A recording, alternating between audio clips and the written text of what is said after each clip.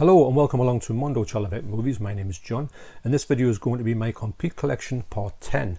Now as you can see I'm going to go through this shelf here and this is following on from my 88 films Italian collection which gets up to there. Now when I've done these videos, especially in these ones here, I've done them all here, which I'll link in the description down below, my previous parts to this series. And it's going to take me a long time to get through these shelves, I've got to admit. It'll probably take me 2 videos to get through this because there's a lot of region ones there and they're quite slim actually, so there's a lot more Blu-rays on here than usual. And the first lot are predominantly from 88 films, so I'll not say 88 films all the time, I'll just say they are until I say otherwise. Okay, so first up is Humanoids from the Deep. Now with 88 films I do think that they're releasing some great slipcovers. I'm really impressed by their output. I think they're actually overtaking Arrow for me in their presentation of these low budget, often forgotten about movies, or movies that haven't really been seen a great release in the UK. And Humanoids from the Deep is one of those movies. It's one of my favourite ones from 1980 and I used to watch this on VHS, although the VHS was cut. Had a great cover on the VHS. The American version, which this is far superior in my eyes, picture quality wise. I've kept that one because it has got that great cover on that I'm very familiar with, the one that I think is considered the best cover. And for a long time I didn't realise what they were. It's a pair of legs. I thought it was a cave. So it just shows you how bad my eyes are. So that's Humanoids from the Deep. Next is Mystery Men. Mystery Men is one of my favourite movies that I watch with my son. I think we first saw this on Sky Movies and we loved it. We bought the DVD and he's still got in his collection. I don't know if he still watches it, but I imagine he does like this movie because it's one of those movies you can watch time and time again. It was funny then and it's funny now. This release from 88 is as well. It comes in a lovely slipcover. It's got some alternative artwork which I'm all for. These have sort of booklets and posters and stuff like that, and this movie is a really funny movie. It's one of them ones that it's got a load of the cast is great in here. I mean, look at the cast there. It's just one of those ones that flew right under the radar, but if anybody wants to see a superhero movie that nobody talks about, Mystery Men is for you. Okay, brilliant. Next up is Evil Speak. This was a previously banned Video Nasty. This is a lovely cover. It's a soft touch cover as well. If you can find the cover, I would try and get it on with a slipcover. I don't know how easy it is to get these slipcovers now because some of these are quite old. But this one here it's a really good presentation of Evil Speak. It's one of those movies that you used to get out the video library, and I think it was fully uncut in the video library. And obviously it fell foul of the censors and it got taken out. I don't really know why, if I'm honest. I think it's to do with the whole fraternity thing and playing tricks on people. I think that was a bit frowned on as well with the censors. I know there's a movie called Pranks which got pulled as well. So yeah, so happy to get that one though. This is the time when these start to get released and you think, wow, these are the ones that I really wanted to get back in the day, never saw or never had, or want to go to the video library and they're all taken out there. So I'm really happy to see these sort of very obscure movies finding a place in 88 Films collection. So that's Evil Speak. Next is a movie that I didn't know, but I got it because of the slipcover, and it is Pets.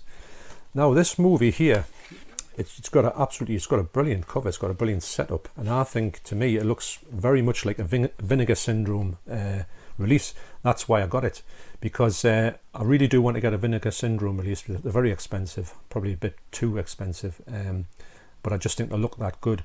And sometimes you do get movies just purely on the look of it. Now the movie itself, it isn't the best of movies, but there is something about it. It's ultra low budget. And I do appreciate the movie, even though I think it was made too much on a shoestring. But it was one of those ones where halfway through I was thinking, is this one I'm going to keep? But after watching it fully, I thought, yeah, it's not bad. It's not great, don't get us wrong. But as a sort of exploitation movie, it's pretty good. I think it's early 70s as well. It says it from a new restored 2K scan, but it's not that great in picture quality. It's all right, but it's a really obscure film that I'd never heard of before. And I like the fact that 88 do release these movies that you think, I've never ever seen or heard of this film before. So that's Pets. Next up is Porky's Revenge, or Porky's 3. I do want to get the other two. That's why I haven't watched this movie yet, although I watched it at the cinema actually. So there's a character in this movie called Dr. Dobbish, and I've got to say that we were in kinks when I don't know why, just because we were kids at the cinema watching it. So this Dr. Dobbish became a thing of ours. We used to call all the teachers Dr. Dobbish, and if anything, if I ever we did something that was like stupid, they say, "Oh, you've been a bit dobbish there." So yeah, wow. But when you're 14, these things are funny. So I do want to see this, but I don't want to get the other two first. Of course, they're not that easy to get, although I do try to get the first one in the hour sale and always miss out. But yeah, so another one with reversible art. So yeah, and it's got a lovely picture quality. It's just like I say, I'm just holding on till I get my hands on 1 and 2, and I want to watch them all in one go. So that's Porky's Revenge. Next up is a movie I talk about all the time on my channel, and it is Bloodsucking Freaks. This movie is nuts, and if you think it can't live up to its title, well, it does. It lives up to it and more. This movie is just incredible. It's incredibly bad, but incredibly good at the same time. I think I remember about this movie that might put a lot of people off is because for most of the time there's women in here screaming, and mainly it's just screaming for the whole film, and when you think of what's getting done to them, you know why. So the film is extreme to the max. It's one of those ones that I don't think it ever came out in VHS. It might have come out for a very small amount of time in VHS, but that's probably the first time it's ever been released on Blu-ray. It's a really low budget film. It's got scratches all over the movie. I've got an American one which has got exactly the same thing, even though it's a different print. So basically you're always going to get this one in a grindhouse form, but it doesn't really matter because the movie is ultra grindhouse as well. So that's Bloodsucking Freaks from 1976. Next up is a run of films, and I'll take you through these quite quickly because they're all in the same series, and I'll talk about them after I've done it. So first up is Puppet Master. Next up is Puppet Master 2. Next up is Puppet Master 3. Next up is Puppet Master 4. And would you believe it, next up is Puppet Master 5. Now, I remember when HMV used to do the sale when they had sort of 5 movies for £30, I think it is. Especially these type of movies always used to be in it, so I used to hoover them up. And I always, I don't think I saw Puppet Master when I saw a load of these sort of strange puppet movies in the 80s. But I didn't see Puppet Master, I don't think. But when I watched it, I thought the Puppet Master 1 was quite good. And then when it went on to the sort of the 2, the 3, the 4, the 5, which are more, like you could say, the more stupid entries into the series, I found them very entertaining, I've got to admit. I can't really remember which ones had which sort of storyline to it, because it kind of all merges into one story. But these are very entertaining. I know there's a lot more than this, and I would love to get the rest of them. I would love 88 to release them all, because I'd like to keep them all as neat as I can. But I think the rest of them all out in the US, and I think it goes up about Puppet Master 12. And you would think, how can you get 5 movies or 12 movies out of this series? Well, you'd be surprised. They're all very watchable. I'll get them cheap. They don't need to be as expensive as, and these are released on this Full Moon Pictures as well, which I'm a big fan of. Usually when I see that, I think, yeah, that's going to be a good movie. Might not be the greatest of movie, but it'll be very entertaining, and that's half the bother. If you think you're going to get a movie which looks spectacular and the critics rave over it and you're not entertained by it, then what's the point? But if you see a movie that was made on a shoestring, and everybody sort of slags it off, but you watch it and you are ultra entertained by it, well, that's what it's all about to me. So that's the Puppet Master series. If you can't find, I don't know if they're still in print or whatever, but if you can find them in cheap, in CX or whatever, I urge you to get them as well, because they do sort of follow on from each other, but not that madly, so you can sort of miss a couple out. But the first one is kind of the more serious one, and then they get sort of like dafter as they go along. So that's the Puppet Master series. Next up is Demonic Toys, which is a little bit sort of similar to that. It's got that sort of element to it about these toys, which are sort of like they've got this life. It's a bit like a sort of adult Toy Story. Way before Toy Story came out, did Toy Story copy this? Who knows? And like I say, these Full Moon Pictures, they do deliver. They always put extras on here, and I always find them very entertaining. And if I see one of these ones, especially the Demonic Toys or puppets, I do think that they're very watchable, and I would always go for these ones, because I think they offer a certain. They're obviously made by the same group of people, and they do feature the same actors and directors and producers. So you know what you're going to get from them. The same music as well. I think the fella who does the music is the director's brother. So he does the music for all of this Full Moon Pictures stuff. So you can tell exactly when you get the Full Moon Pictures released. They kind of all look the same, but they're not. They're very entertaining as well. So that's Demonic Toys. Next up is Doll Man. Now this stars the amazing Tim Thomerson. When you see Tim Thomerson on a movie, you know you're in for a treat. This movie deals with this man, and I haven't seen it for a while, but I think he comes back. It's all about going back in the future or whatever, he's from, but he has to be shrunk to go back there or to go in the future. So he goes, and he's only about 6 inches tall.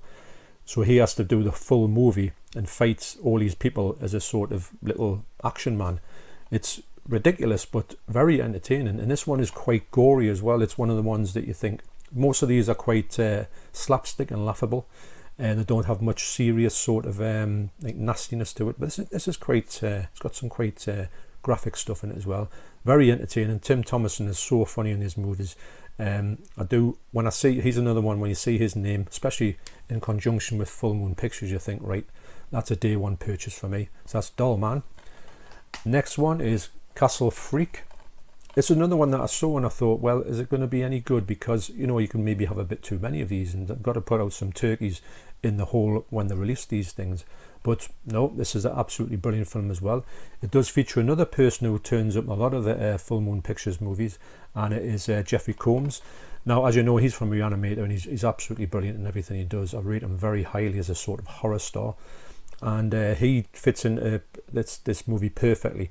And it's about this sort of old castle, and these go to this castle. I think they might inherit it, and there's something in this castle which is in this locked up in this dungeon. And it's a really great film, actually. It's got some good special effects, and it's very atmospheric as well. And this is the one that's not really like a comedy as well, because a lot of these you can see a lot of humorous tones to it, but this is more serious but very entertaining. In fact, most of these ones I'm going to talk about, these 88 Full Moon Pictures, if you ever see that logo, you know you're in for some sort of 80s cheesy fun in a way. Next up is Lurking Fear. Now I think this is just going to come out again as a special edition. Now I'd imagine the print and everything would be exactly the same as this. It's got some good bonus features on it, so maybe what you're getting for the Lurking Fear special edition is just some packaging. Now for me, the film's good. I like it. It's really good. Jeffrey Combs again, and also no, I thought it was Barbara Cranston, I think, but I don't think she turns up in some of these movies. I like them as a couple on screen. But this one here could be just a pointless upgrade. It is going to be for me, because I think whether I've already got the movie, there's no way I'm going to get it as a sort of special edition. If I really liked it, fair enough. But this one's very entertaining. And it's another one that's kind of, it's got a quite good story, but a bit different. And yeah, so Lurking Fear. Next up is The Pit and the Pendulum. This is a classic Edgar Allan Poe movie, and does it feature, it's got Lance Henriksen in it. And I do remember this was one of the ones where I thought I think we're trying to be a bit too sort of serious, and I thought wasn't as good as it could have been because it didn't have as much humour in it. Although Edgar Allan Poe movies don't really put humour in his movies. And again, it's packed with extras. Got a good print on it, I remember, and it's a bit more serious than I would like it to have been, but I still enjoyed it. That's The Pit and the Pendulum. Next up is, now this is getting into some movies that I just absolutely adore. And first up is Trances.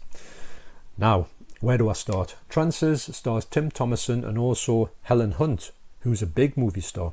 This I think was her first film, and she looks super young. In fact, it's amazing how young she looks. This is introducing the character Jack Death. Now he's a sort of time cop. Now honestly, these movies, you've got to see these movies. If you can see these cheap, now I saw these in CEX for £12. They're not worth £12. I got these, like I say, in the 5 for £30. And I think if you can get it under a tenner, yeah, great. I think these should be around about the £5 mark, unless they're a bit out of print. Now, Jack Death, he comes back, he's in the future, and he gets sent back to the past to kind of put this thing right, so it would mean the future will be where it's supposed to be. And he gets sent through, and I think he becomes a trancer, I think it is, or he goes looking for trances. It's a bit like a sort of very low budget Blade Runner in a way. And the best thing about it is Tim Thomerson. He's got this sort of comedy touch, this sort of I'm going to say I can't think how to describe it. He's got like a kind of a wisecracking. He's a bit like, if you imagine Ash from The Evil Dead, when he gets into his wisecracking sort of way, it's a bit like that. He's very watchable. This movie is absolutely brilliant. The special effects are a bit hokey, and also the storyline is quite daft. and the special effects are pretty good actually. So I thought I'd try my wife with this movie. I said, look, I'm going to put this movie on. It's just a daft little sort of 80s flick. What do you think? She didn't want to try it at all, but when she put it on, she realised after it, she was saying, come and watch the rest of them. So have you got the rest of them? She said. I says, well, I've got some of them. So highly recommended Trances. If you haven't seen them, just honestly get the first 3 Trances. That's the only ones you can get in this country at the moment. I think they might be up to about part 6, although Tim Thomerson kind of takes a back step on some of them. I believe he might not be in one of them. But for me, he's the selling point in this movie. And if you watch this movie, or you know about it, or you're going to watch it, keep an eye out for him, because he sort of gets better as the franchise goes on. So that's Trances. And of course, the next one is Trances 2. The Return of Jack Death. Now, this features Helen Hunt again. Now, she's got another role. This is, I'm going to say this is Jack Death's kind of, it's all sort of crossing the timelines now. I think he meets himself in some of them. Getting a bit of a Doctor Who vibe there. He's got to go back and sort another thing out when they messed about with the past. Something happens, so he's got to go back and all, like Back to the Future sort of job. And another one, and they're just so entertaining. Yes, they are what they are, but really, if you want to just see a really good cheesy kind of sci-fi, loosely based and ripped off of Back to the Future, Blade Runner, this is your movies. You'll have such a good time with them. Yes, you're not going to watch something that's like Othello, but it's so really entertaining, and Tim Thomerson makes these movies. So yes, of course, next up is Trances 3, Death Lives. Great title. And he's back. Helen Hunt in this one takes she's got a small part in it, but she's probably moved on to bigger and better things. And I do know there's a Trances 4, 5 and 6, I believe. They aren't released in the UK, unfortunately. A bit like Puppet Master, they only get to a certain level and then they stop, which is a bit of a shame, because I'd like to progress with the stuff with probably some of them are out of print in America, but that's just the way it goes. How many times have we been there? Another full, but this is a full moon pictures one, I think, but it's not got it on the title and the spine. So yeah, so these movies here, if you want something that's just absolutely mindless fun and you're just going to get such a crazy time with them, I do highly recommend the Trances series. You'll have such a good time. I know we did. And my wife, if I got the other ones, my wife would watch them instantly, and she's not really a fan of this type of thing. So next up, speaking of horror comedies, is Dead Heat. Back in the day, when you went to the video library, these films would come on the shelf. You would have no idea what they were. There was no way of finding out what this new arrival would be. So you just get it out and you think, sometimes you had, oh, this is brilliant, and other times you think this is just absolute rubbish. Now this one is amazing film. I remember when I got it out and I thought, this has got some great effects. It's a horror comedy. This one of the guys in here, it's about zombies, and the kind of, this person's making these zombies to like do bank raids and stuff like that. So these people go out, and these cops go out and they try to get this gang. Now in the meantime, some of them get turned into zombies, and it's about them being like an actual zombie cop. And the sort of the fella who's with them would be saying, you know, how to treat this fella turned into a zombie. It's really good actually. It's got some great special effects in it, and it's one of the best ones I think from this like late 80s that you always used to get at the video library, and you thought that's just brilliant. And word got around and used to go to them and think, right, and pass the word around and say, you've got to go and see this movie, and this is one of them. So when 88 Films released this, I thought, this is a great thing to get this 80s stuff out, as well as a sort of 70s horror or the 80s horror. I do like these sort of like often forgotten about, like cheesy films, but they're so entertaining. Really good, this one, Dead Heat.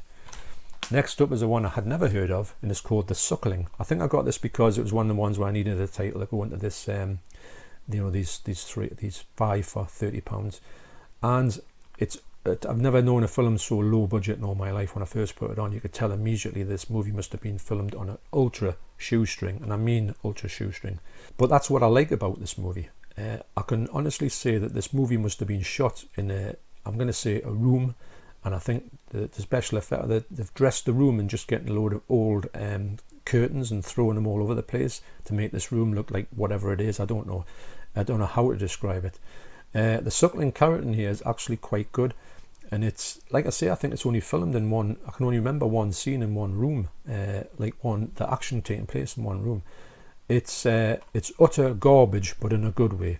And to be honest, when I first put it on, I thought this is a bit too far to go to a movie that's this low budget. But I had a great time with it. That's why it remains in the collection. Obviously, if these movies didn't entertain us anyway, there would be, say if this movie was ultra low budget and it didn't entertain, it would be gone straight away. I'm not biased against movies that have got zero budgets. I can get away with them. There's a lot of movies in here that would turn people's stomachs if they saw them and think, what on earth are you watching this drivel for?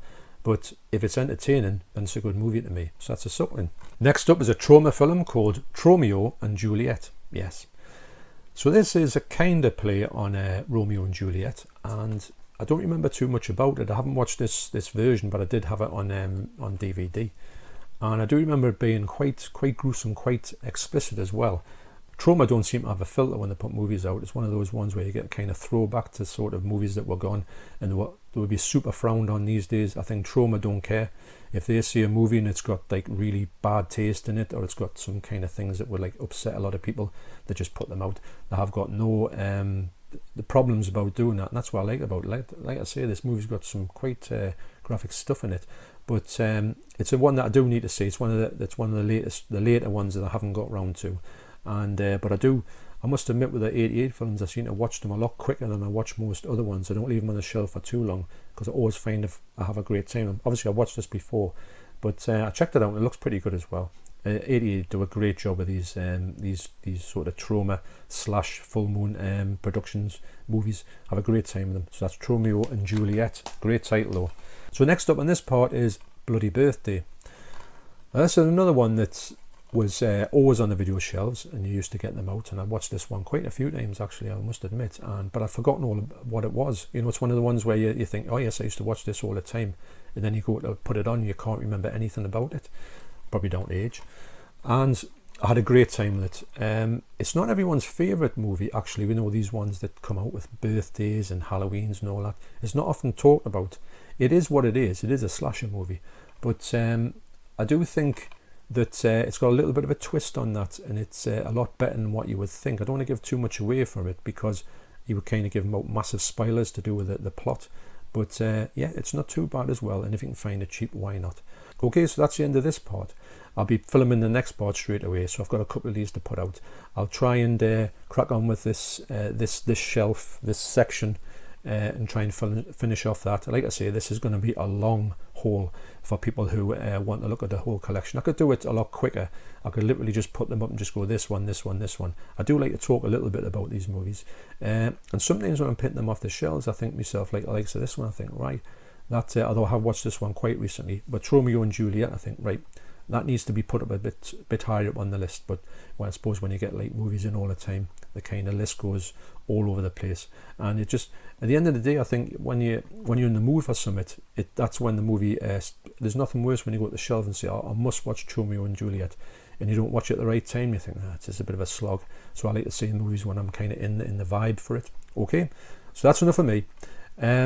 You take care, thanks for watching, and I will see you on the next video. Cheers.